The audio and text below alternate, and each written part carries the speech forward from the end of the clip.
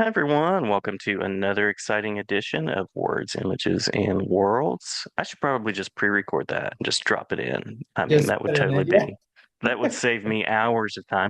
On this episode, I am delighted to be talking with literacy scholar, someone whose work I've admired from afar, and I'm always interested when this person puts out new information and new ideas online, and particularly in the world of literacy, adolescence, gaming. And that is I'm going to stop talking about you in the third person now, Dr. Alex Corbitt. Welcome, Alex. Thank you for jumping in and joining me. Thanks so much for having me, Jason. As I was mentioning before we kind of hit the record button, I've been a big admirer of your scholarship and your prolific podcasting Well, available thank on you. YouTube. So it's a pleasure to be here. Thank you for having me. It's absolutely a pleasure. And I love the fact that I can have conversations like this. And as we were talking, put this out there because not all the time is the work that we do very visible to people. It's something that gets put behind paywalls. I just had someone comment on a Facebook status and ask about the public access of an article. And, getting to share ideas openly, I feel like is not only a democratic idea, but it's something that I feel like it's important for people to be able to get their hands on information and meet the people behind the ideas. I completely agree. I always, whenever I put out an article, I put it on ResearchGate, and I recently got a notification that a journal pulled it from Oh, yes. ResearchGate. So actively, the paywalls and barriers kind of keep creeping in. So we're doing our best to make this work accessible. So thank That's you. right. That's right. Folks got to make a living. I get it. I get Yeah. it. But yeah, it is nice to be able to do that. And I want to compliment you on your glasses. I feel very in style right now. I think the bridge part is just a little bit thicker on mine, but it's always nice to meet a glasses companion as well. It means that we must read a lot or something, right? That's right. That's I so, yeah. noticed that. So. And these are blue lights, so I mean, it's Oh, you can serious. see it. Yeah. Yeah, yeah. Well, as I mentioned, folks out there can find information that you've shared in terms of research. You're a professor, assistant professor at SUNY Cortland, is that right? That's right. And so curious about your background as an educator. How did you get involved in this work of teaching and literacy? Yeah. So, I started out my career as a seventh grade language arts teacher at a public middle I school. was eighth grade. Hey, Eighth right grade. there. See, I Hmm. felt there's always that middle school teacher connection. We're a little goofy, maybe a little offbeat. Hmm. Uh, Hmm.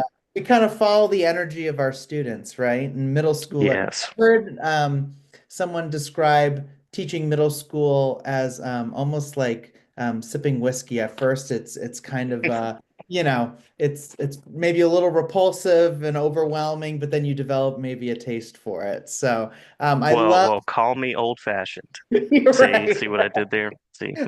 But I sorry. loved, no, I love it. Seventh grade, it was absolutely great. Really kind of taught me how to be a teacher and following the kind of interests and passions of my students.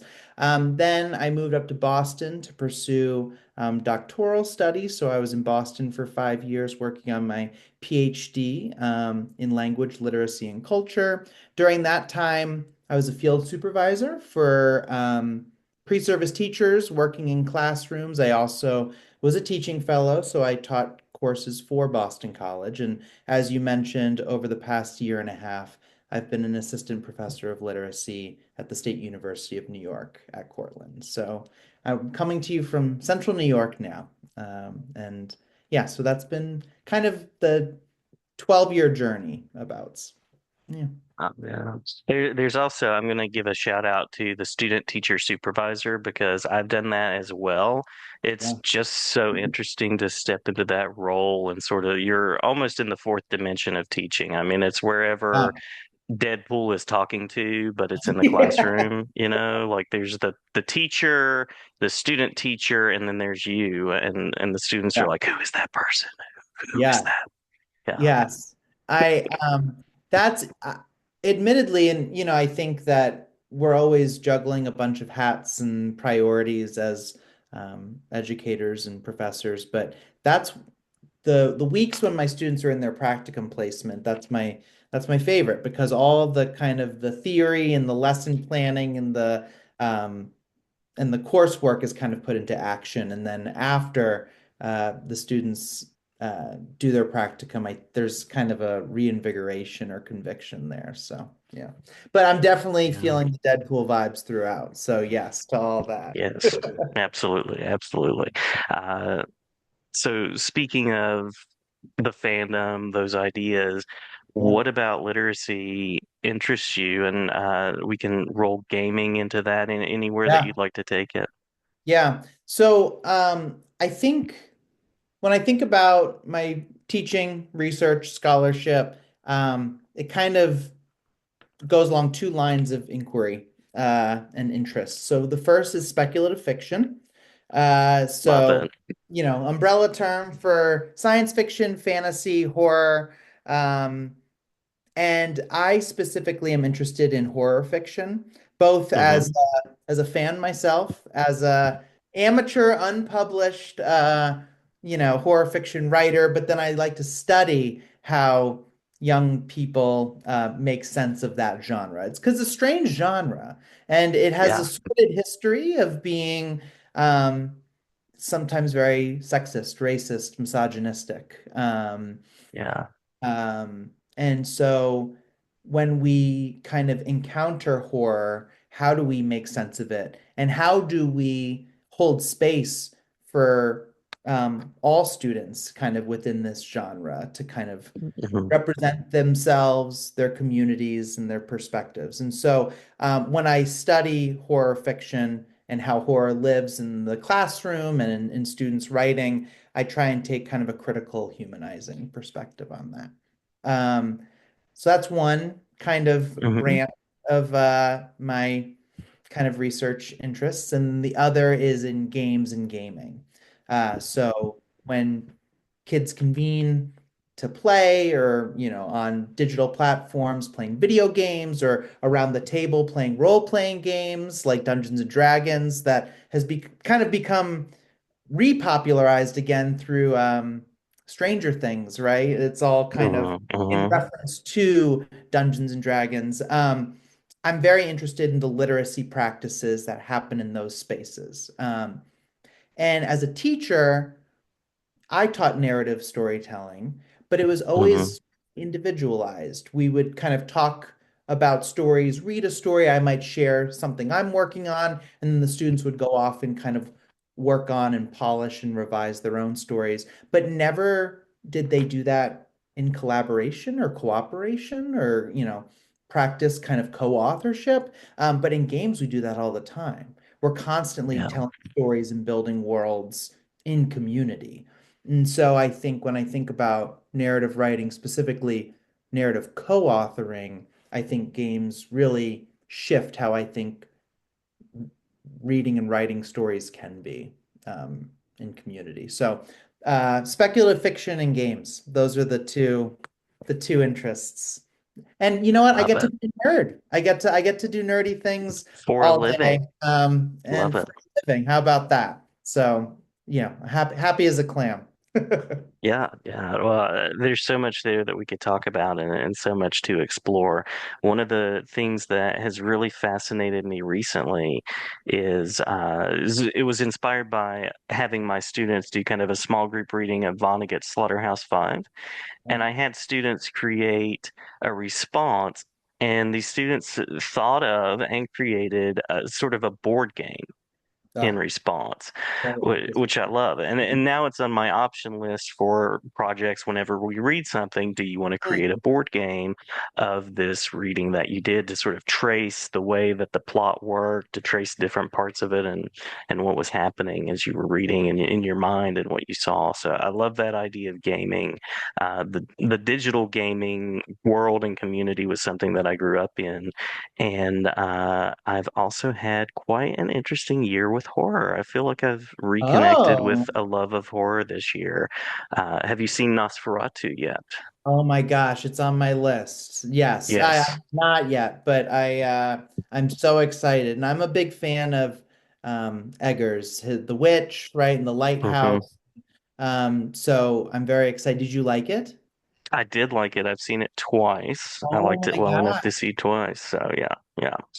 So we can have an after show talk on that. Yeah. But it's interesting what connects people with fear and those emotions and why we want to participate in that. And also you mentioned some of the difficult and troubling past of, sometimes something taboo makes its way in, and it's almost like I know I'm not supposed to see this or participate in this, and so there's that additional element of a nice Protestant sense of guilt that comes in, which creates its own sense of fear as well. Yeah, and the genre is kind of predicated on monsters and monstrosity, and who or Hmm. what is rendered monstrous has Hmm. everything to do um, with kind of who's rendered human in the space, Yeah, right? And yeah, so often horror tropes dehumanize communities, and so how do we not make monsters out of people, but how do we see the inhumane as monstrous? So inhumane or monstrous policy or ideology or things like that. So yeah, that's right. That's right. I don't do a thought bubble, but I'm going to recommend Barry Windsor Smith's Monster for people out there that that's want to right. see the graphic novel. Yeah, that sort of exploration of some of the things that we're talking about because it, Yeah, it encompasses a lot. so good. Yes. Yeah. Um, Uh, sorry. No, go for it. Okay. I Good, good. have so many things to thinking about. Yes, 2024 was an outstanding year for horror. So many things to talk about, but no, we'll I'll hold myself for the to talk with you later about all that. Well, absolutely, absolutely, and we can add some of that in after the fact if you'd like as well. And I mean, we could do a whole run on favorite horror genre tropes from 2024, from Yeah. Longlegs to Maxine to any place that we want to go. Yeah, The Substance, which was some of the best body horror Hmm. that I've seen in a long time. So yeah, very Yeah, good. yeah, absolutely, absolutely. Well, transitioning it to sort of a question about teachers, we've been talking about working with teachers. We've been talking about these things that personally I love and I'm fascinated with, speculative fiction, horror, the way those genres work together, and gaming. Anything that you would want to share with teachers out there about the nature of literacy, the power of literacy, if there is one, anything along those lines that you'd like to mention? Yeah, so I think maybe I'll start a little bit trite, and then I'll kind of drill down into some specific examples. So I think as a educator and a researcher, I follow students' joy, and then through that, kind of we uncover their brilliance. And so that's at Yeah. risk of sounding a little, trite, or it could be on an inspirational poster. I'll give you a few examples.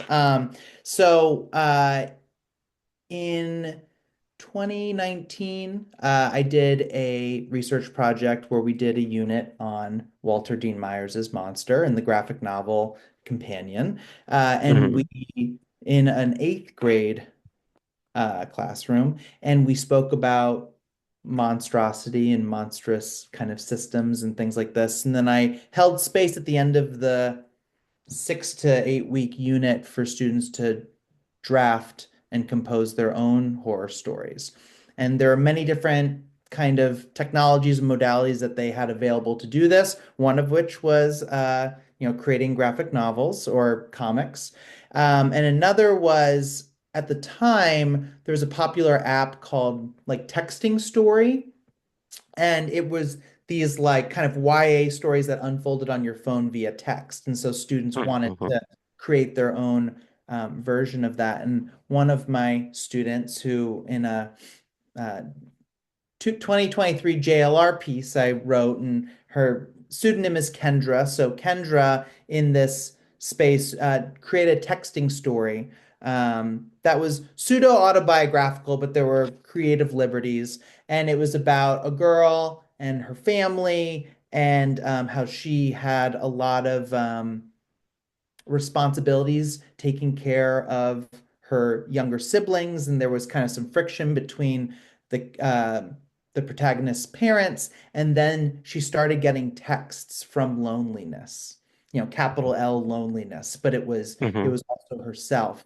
And as it unfolded across the screen, because she submitted it as a texting story, and so the story unfolded via text, you were seeing the main character texting loneliness, struggling with loneliness, being haunted by loneliness, and kind of having this conversation with herself. And that was kind of the source of the horror. And so by holding space for Kendra's literacy practices that she uses all the time, texting, right? Hmm. And being able to kind of follow her storytelling through kind of a critical encounter with the horror genre. I think her story had a more interesting kind of form of haunting or monster than I tend to see in many different films and books and graphic novels in the horror genre. So, again, following her kind of joy and uncovering her brilliance. And another project, I'll give one more example. My colleague, Dr. Mariana Becker, she's now an assistant professor at University of Georgia. For 3 years, we followed a group of Brazilian American transnational youths on uh, not Roblox on yes, on Roblox, sorry, not Minecraft, on Roblox. And but Minecraft is similar to Roblox, it's this virtual world where you can kind of build communities and cities and things like this. And but we followed these three children and how they navigated their affiliation with the United States and Brazil, kind of in this space, and told their stories in ways that kind of centered their transnational experience. And then there were moments, because a lot of these games are kind of pay to play, so you can pay for more premium access to different spaces and levels. But they learned how to glitch through using a virtual shopping cart. They could push each other through these paywalls, literally, Oh, these wow. virtual paywalls. And so, at first you spend time kind of following the interest of children and youths, and you're first spending a lot of time trying to make sense of what you're seeing and how do I play Roblox and what is all this and how does it work. But as you kind of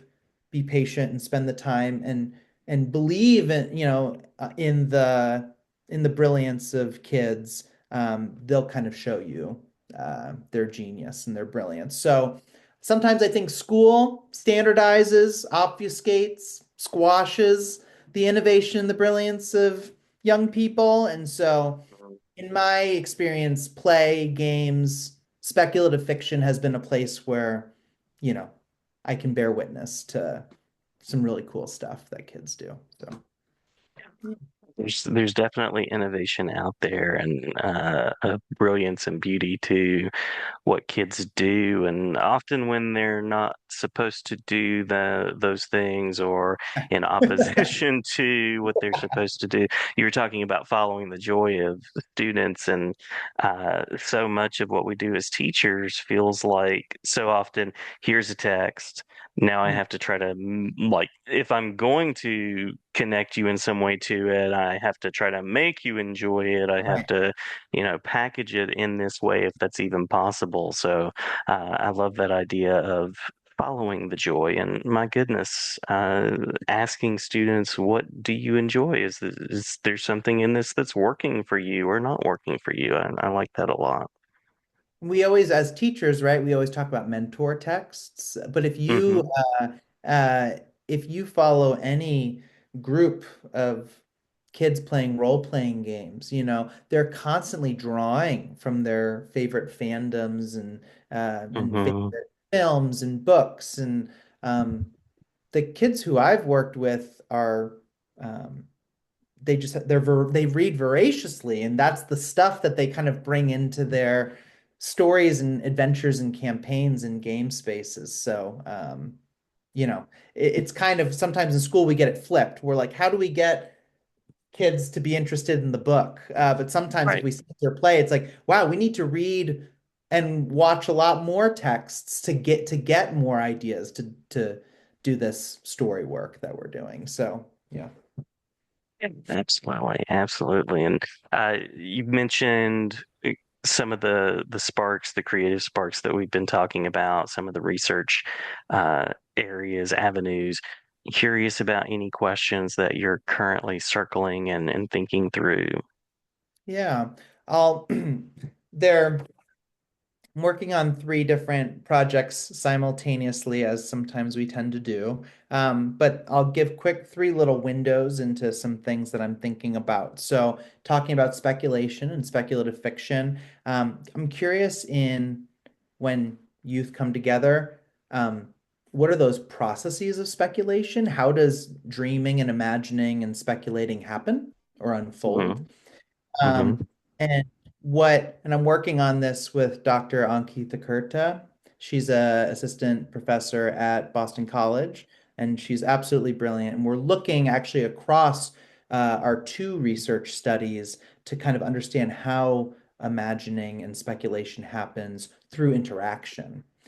So again, kind of drawing upon that interest in co-authorship, but kind of this back and forth of ideating, iterating, and dreaming. So that's one thing that I've been thinking about. A second is I'm working with Dr. John Wargo. He's now at University of Michigan. He was my Love John doctoral Wargo. advisor. Yes. Yes. And so I'm grateful we still get to work together. But we've been looking at escape room play, Nice.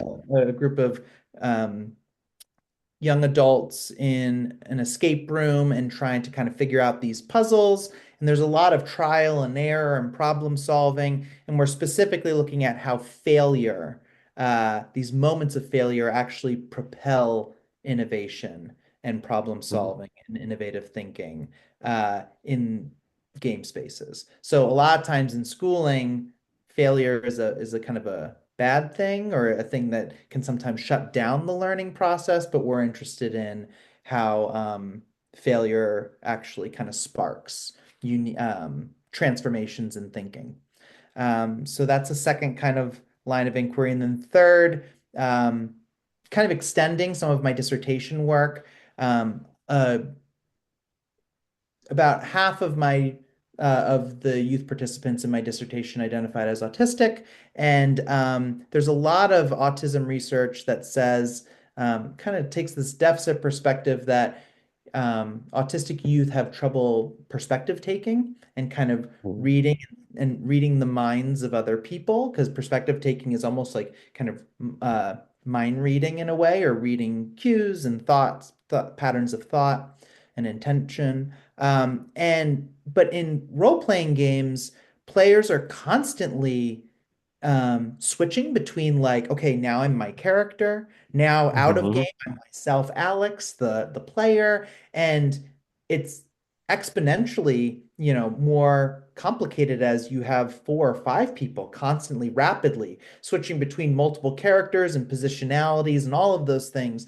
And so, looking back at my dissertation data now, I'm interested in thinking about how this very kind of acute instance of role playing kind of seems to push back against some of that research that says, um, youth with autism have trouble perspective taking because that is not has not been my experience in being in these RPG spaces with young people. So thinking about how we might kind of clap back against that a little bit. Love Yeah. it, love it. So many interesting directions, wonderful collaborations.